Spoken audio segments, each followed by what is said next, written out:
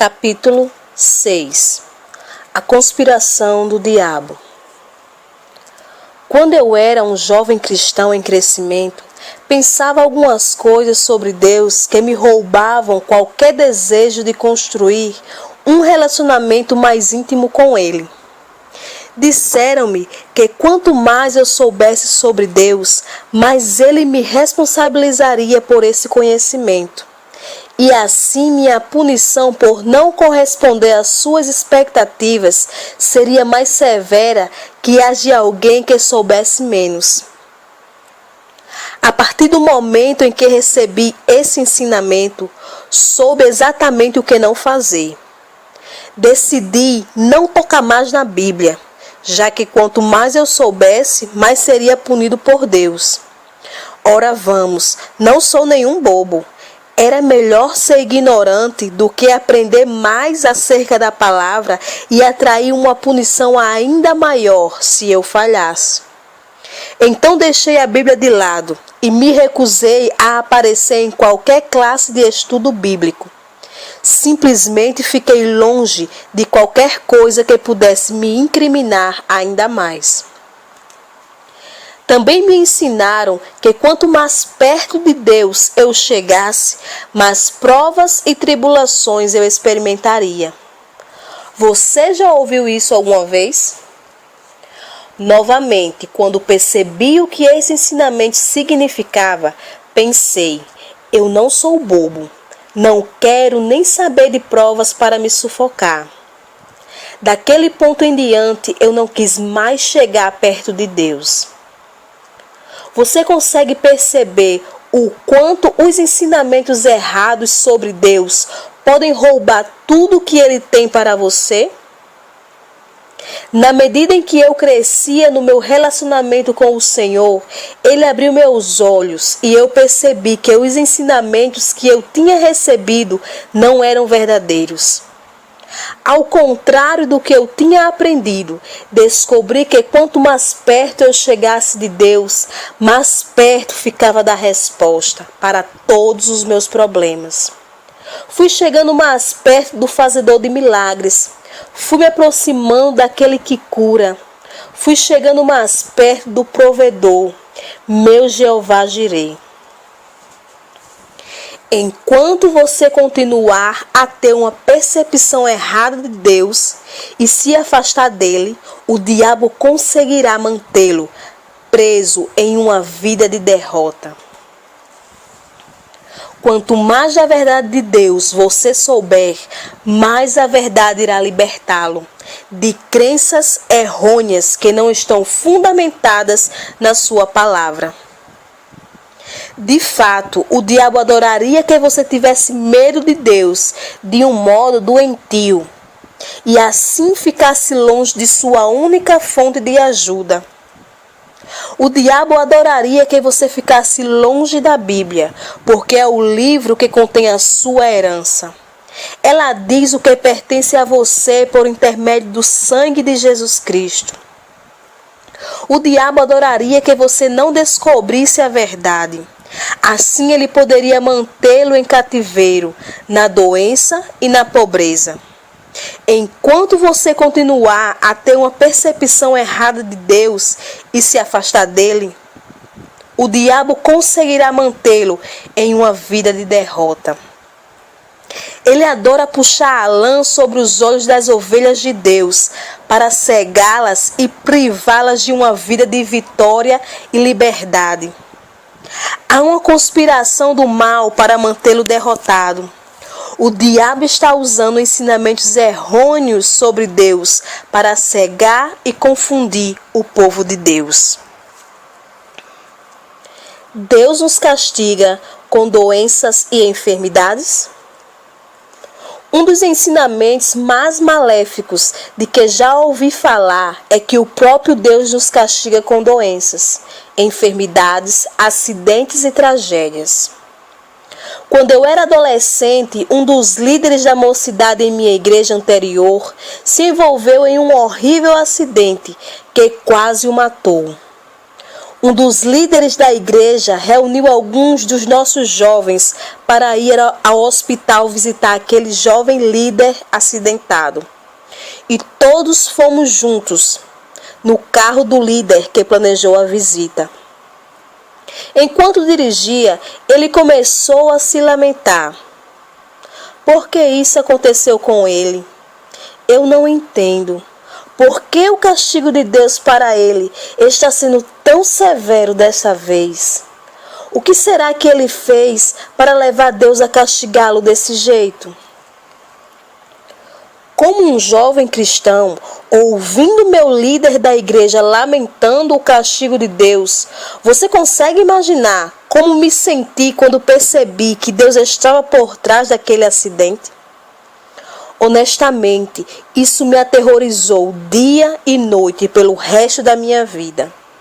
Ao pensar que Deus castigava um crente usando um método tão severo, lembro-me de que eu orei. Deus, por favor, nunca me castigue desse jeito. Seja o que for, por favor, apenas me diga, tudo bem? Eu vou ouvir, eu prometo. Eu me tornei muito receoso de Deus. Não queria me aproximar muito porque tinha medo dele, receando que se eu cometesse algum erro, ele não hesitaria em me castigar com acidentes que poderiam me deixar inválido pelo resto da minha vida ou até mesmo morrer. Você sabia que esse ensinamento equivocado, na verdade, está fundamentado na antiga aliança e não na nova aliança? No livro de Levítico, Deus diz com relação àqueles que falham em obedecer aos seus mandamentos: eu vos castigarei 7 vezes mais por causa dos vossos pecados. Mas imagine só, você não está mais sob a aliança da lei. Você está sob a aliança da graça. Jesus já assumiu todos os seus castigos e punições na cruz. Leia você mesmo em Isaías 53. Certamente, Ele tomou sobre si as nossas enfermidades e as nossas dores levou sobre si. E nós o reputávamos por aflito, ferido de Deus e oprimido. Mas ele foi transpassado pelas nossas transgressões e moído pelas nossas iniquidades. O castigo que nos traz a paz estava sobre ele, e pelas suas pisaduras fomos sarados. Isaías 53, verso 4 ao 5. O profeta Isaías teve uma visão profética do nosso Senhor Jesus na cruz, suportando a punição pelas nossas transgressões. Ele declarou que o castigo que nos traz a paz estava sobre ele. Jesus já foi castigado em nosso lugar. Quando o filme de Mel Gibson, A Paixão de Cristo, foi lançado, as pessoas reclamaram e o criticaram por ser muito realista e violento. A verdade é que o filme retratou somente a ponta do iceberg, quando comparado ao que o nosso Senhor realmente sofreu em nosso lugar. Durante o período do Império Romano, os soldados tinham vários instrumentos de crueldade e tortura à disposição. O abominável gato de 9 caudas era um chicote com 9 correntes. Cada corrente possuía muitos estilhaços e ganchos de metais atados na ponta. E quando um prisioneiro apanhava com esse chicote, os estilhaços e ganchos de metal entravam na pele e a rasgavam quando o chicote era puxado de volta num movimento brusco. Foi assim que o profeta Isaías descreveu Jesus, como alguém que não tinha aparência nem formosura. Olhámo-lo, mas nenhuma beleza havia que nos agradasse. A carne de Jesus foi rasgada em pedaços e ele foi violentamente espancado, além do entendimento humano. A punição que merecíamos recaiu sobre Jesus. Então você e eu jamais precisaremos sofrer o que ele suportou em nosso lugar. E por suas feridas nós fomos sarados. Então, como pode alguém ter a audácia de dizer que Deus ainda nos castiga com doenças, enfermidades e acidentes hoje? Dizer isso é negar a obra consumada de Jesus Cristo. Na nova aliança, Deus jamais castigará o crente por seus pecados. Por suas feridas você é curado. Seja qual for a adversidade que você enfrente hoje, ela não vem do Senhor. Olhe para Jesus na cruz, contemple-o espancado e torturado e receba a cura e a plenitude dele. Ele pagou o preço por sua cura total. Hoje ele redime sua vida da destruição. O castigo na nova aliança. Pastor Prince, como você pode dizer que não há castigo e punição na nova aliança? No capítulo 12 de Hebreus, a Bíblia estabelece isso muito claramente. Filho meu, não menosprezes a correção que vem do Senhor, nem desmaies quando por ele és reprovado, porque o Senhor corrige a quem ama e açoita a todo filho a quem recebe. Veja, Pastor Prince, aqui temos uma clara evidência de que Deus castiga os crentes na nova aliança. Meu amigo, a confusão na igreja hoje é porque a palavra original em grego aqui para corrige, que muitos entendem como castigo, é traduzida deficientemente. A palavra grega aqui é paideu, que significa treinamento da criança. Isso não significa punir. Pai é a raiz da palavra pediatra, médico especialista em tratar crianças. Ao passo que deu significa ensinar a criança. Você vai descobrir que a tradução da palavra pai deu como treinamento da criança é mais consistente com o contexto da passagem. Continue a ler adiante. O próximo versículo diz: se suportais a correção, Deus vos trata como filhos. Por que filho há a quem o pai não corrija? Mesmo que você não saiba que a palavra grega aqui significa, na verdade, treinamento da criança, você poderia traduzi-la a partir desse versículo, que nos conta o porquê de Deus nos tratar como filhos. Ele nos disciplina como os pais terrenos fazem com seus filhos. Você castigaria seu filho com uma doença terminal para lhe ensinar uma lição? Então por que imagina que seu Pai Celestial faria isso? Pense sobre isso por um instante. Você castigaria seu filho com uma doença terminal para ensinar-lhe uma lição? De jeito nenhum. Então, por que imagina que seu Pai Celestial faria isso? Deixe-me dar a você uma dica de estudo bíblico. Quando estiver lendo a Bíblia, assegure-se de ler cada passagem dentro de seu contexto. Porque quando você pega o contexto fora do seu contexto, você fica com um pretexto. Muitos crentes são ludibriados a acreditar em pretextos e ensinamentos errôneos quando algo é destacado e ensinado fora do seu contexto. Eu nunca entendi como as pessoas podem considerar uma doença terminal como uma lição da parte de Deus. Elas dizem coisas do tipo: Deus deu a essa pessoa uma doença terminal para ensinar-lhe a ter paciência. Meu amigo, que lição há para aprender depois que a pessoa morrer por causa da doença terminal? Você precisa estar vivo para a lição ser útil. Não há utilidade para a paciência se alguém está morto. Deixe-me dizer isso novamente para deixar bem claro. Doenças, enfermidades e acidentes não são lições de Deus.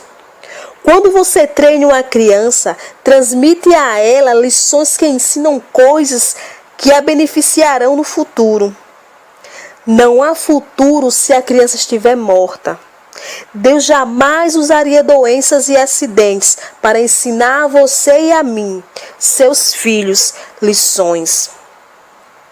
A sede da justiça de Deus contra o pecado foi satisfeita e hoje podemos esperar somente amor da parte dele, não julgamento. Podemos esperar graça, não punição. Jamais seremos punidos à maneira da antiga aliança novamente. Na nova aliança, embora não haja qualquer punição, há o treinamento da criança. Mas Deus não treina seus filhos com doenças, enfermidades e acidentes, assim como você e eu jamais faríamos isso. Como você disciplinaria seus filhos? Se você perguntar se há correção na caminhada cristã, eu direi sim, absolutamente. Mas é importante que compreendamos que Deus nos corrige da maneira que um pai corrige seu filho. Você torturaria seu próprio filho com doenças, enfermidades e dores para ensinar a ele uma lição?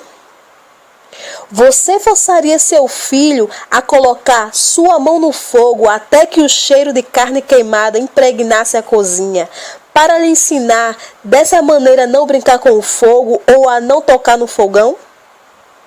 Você consegue se imaginar fazendo isso e dizendo: você não sabe por que o papai está fazendo isso? É porque o papai ama você. Agora que você sabe que o fogo pode queimá-lo, não brinque com fósforo, nunca mais. Você passaria com o seu carro sobre as pernas de sua filha para ensinar a ela o perigo de brincar do outro lado da rua? Você consegue se imaginar dizendo: vamos lá, garota, seja forte, o papai ama você. Então ele está fazendo isso para o seu bem. Você vai entender isso um dia. Claro que não. Pais que fazem tais coisas deveriam ser presos. Há uma casa especial para pais assim. Tristemente, ainda há cristãos que acusam nosso Pai Celestial de afligi-lo com doenças e acidentes para ensinar lições a eles. Com ensinamentos como esse, não é de admirar que os crentes estejam perambulando no deserto, pensando que Deus está zangado com eles e buscando oportunidades para destruí-los. Que tipo de Deus você pensa que temos? Ele é o nosso Abba. Abba é o termo mais afetuoso que você consegue imaginar para se dirigir a um pai na língua hebraica. Significa paizinho. Você realmente acha que seu papai, Deus, o punirá você dessa maneira? Se você que é um pai terreno sabe como dar bons presentes a seus filhos, quanto mais seu papai celestial que ama você. Eu não preciso lhe dizer que doenças, enfermidades e acidentes não são bons presentes. Esses males vêm do diabo e por causa da obra consumada de Jesus, fomos redimidos de cada obra e maldição do mal. Nós podemos receber proteção contra cada ocorrência maligna, doença e enfermidade. Pelos açoites nas costas de Jesus, nós somos curados. Leia o Salmo 103 e observe todos os benefícios que Jesus comprou para você com o seu próprio corpo. Bendize, ó minha alma, ao Senhor, e tudo o que há em mim bendiga o seu santo nome. Bendize, ó minha alma, ao Senhor, e não te esqueças de nenhum só de seus benefícios. Ele é quem perdoa todas as tuas iniquidades, quem sara todas as tuas enfermidades, quem da cova redime a tua vida e te coroa de graça e misericórdia, quem farta de bens a tua velhice, de sorte que a tua mocidade se renova como a da águia. Salmos 103, do 1 ao 5. Ora vamos, crente, leia este salmo todos os dias e não se esqueça de nenhum dos benefícios da obra consumada de Jesus. Ele o perdoa de todos os seus pecados, cura você de todas as suas enfermidades, redime a sua vida da destruição, coroa-o com graça e misericórdia e farta de bens a sua velhice, de maneira que a sua mocidade é renovada como a da águia. Não o acuse de dar a quem quer que seja doenças ou acidentes. A propósito, se as pessoas que insistem em afirmar que Deus usa a doença para punir os crentes realmente acreditam nisso, por que então elas vão de médico em médico tentando ser curadas? Essa atitude é incoerente. Sob certo ponto de vista, elas dizem que suas doenças vêm do Senhor, mas sobre outro ponto de vista, estão tentando se livrar delas. Pare de acreditar na mentira de que Deus dá a você doenças, enfermidades e acidentes para puni-lo ou ensinar-lhe alguma lição. Eu sempre digo à minha congregação para não deixar seus cérebros pensantes em casa quando vêm à igreja. Pare de acreditar na mentira de que Deus dá a você doenças, enfermidades e acidentes para puni-lo ou ensinar-lhe alguma lição. Eu sinceramente encontro dificuldade em entender porque há crentes hoje que lutam veementemente pelo direito de ficar doentes, sem dinheiro e derrotados, quando Deus é cheio de graça e misericórdia e quer nos ver saudáveis, prósperos e protegidos de todas as ocorrências do mal. Vamos começar a esperar bons presentes do Senhor. Rejeite qualquer coisa que sugira, ainda que remotamente, que Deus está zangado com você e que vai discipliná-lo com doenças e acidentes quando você falhar. E quanto ao espinho na carne de Paulo? Pastor Prince, e quanto ao espinho na carne de Paulo, que ele suportou, não era uma doença? Bem, vejamos o que Paulo disse sobre este espinho na carne. Para impedir que eu me exaltasse por causa da grandeza dessas revelações, foi-me dado um espinho na carne, um mensageiro de Satanás para me atormentar. Em ponto algum, o versículo diz que o espinho na carne era uma doença ou enfermidade. A Bíblia e não as conjecturas humanas devem ser usadas para interpretar a Bíblia. Espinhos na Bíblia se referem a personalidades que atormentam você. Em nossos idiomas modernos também temos expressões semelhantes. Em português, por exemplo, usa-se a frase "um soco no estômago" para descrever alguém que nos perturba ou irrita. É apenas uma expressão e não se refere a uma dor real ou enfermidade em nossos estômagos. De igual modo, o espinho na carne que Paulo tinha não era uma enfermidade. No livro de Números, você descobre que os inimigos de Israel eram descritos como espinhos. Se, contudo, vocês não expulsarem os habitantes da terra, aqueles que vos permitirem ficar, se tornarão farpas em seus olhos e espinhos em suas costas. Eles lhes causarão problemas na terra. em que vocês irão morar. Deixe a Bíblia interpretar a Bíblia. O próprio Paulo nos relata o que era o espinho na carne. Ele o chamava de um mensageiro de Satanás. Portanto, era claramente uma referência a uma má personalidade que instigava as pessoas em atacarem a Paulo, fofocarem e o caluniarem onde quer que ele estivesse pregando o Evangelho. E o que Deus diz a Paulo sobre esse espinho na carne? Ele disse: apenas fique calmo, Paulo. Minha graça é suficiente para você. Portanto, Paulo não sofria de qualquer doença ou enfermidade. Ele era tão ungido com a vida da ressurreição de nosso Senhor Jesus, que mesmo quando seu lenço tocava os enfermos, eles eram curados. Você está ouvindo as boas notícias? Recentemente, uma senhora em nossa igreja frequentou um seminário profético em um chamado profeta.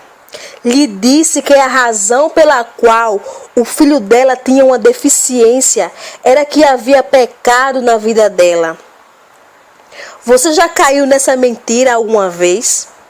Já lhe disseram que coisas negativas que você possa ter experimentado são o resultado da disciplina de Deus sobre a sua vida por causa dos seus pecados? Meu amigo, isso é uma total falta de noção e uma absoluta crueldade. Deus não pune pecados na nova aliança com doenças e enfermidades, porque o pecado já foi punido no corpo de Jesus. Seu sangue já foi derramado para o perdão de todos os nossos pecados. Quando você recebeu a Jesus Cristo em sua vida, todos os seus pecados foram apagados. É uma obra consumada. Felizmente, aquela senhora se aproximou dos líderes de nossa igreja para receber ajuda, e eles compartilharam com ela que Deus já tinha punido seus pecados no corpo de Jesus. Então, ela voltou a procurar aquele tal profeta para perguntar o que ele quisera dizer. Quando ele a viu, tentou evitá-la. Quando ela finalmente conseguiu falar com ele e lhe perguntou o que ele quisera dizer, ele apenas disse: aquilo foi o que o Senhor me mandou dizer a você. Meu amigo, não fique intimidado quando alguém de forma petulante ou conveniente usa o nome do Senhor como desculpa para apontar coisas em sua vida que não são bíblicas. Aquele homem então apresentou um cartão de visitas e explicou que fazia aquelas reuniões proféticas em tempo parcial. Ele tinha um trabalho diário e era profeta somente em meio período. Isso é absolutamente cruel, não?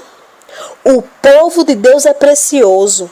Eles estão buscando soluções, respostas e ajuda, enquanto esses chamados profetas ficam transitando nos círculos cristãos, condenando crentes e convencendo-os de que Deus está zangado com eles e que por isso os pune com doenças, enfermidades e acidentes. As boas novas de Jesus sempre libertam, e o seu perfeito amor remove todo o medo. Vamos lá, meu amigo. É tempo de se posicionar acima de todos esses ensinamentos que não têm base bíblica e não estão embasados na nova aliança de Jesus Cristo, nosso Senhor. O Senhor quer que os crentes sejam prudentes como as serpentes e simples como as pombas. Abra seus olhos e veja a conspiração maligna do diabo para manter os crentes em cativeiro com ensinamentos errôneos acerca de Deus.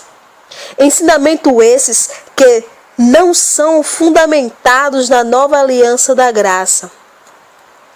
Sempre que ouvir um ensinamento que provocar medo em seu coração, verifique se aquilo que você está ouvindo é mesmo o Evangelho ou a boa nova de Jesus. A boa nova de que Jesus sempre liberta e seu perfeito amor remove todos os medos. A boa nova sempre transmite fé e exalta a obra consumada de Jesus Cristo na cruz.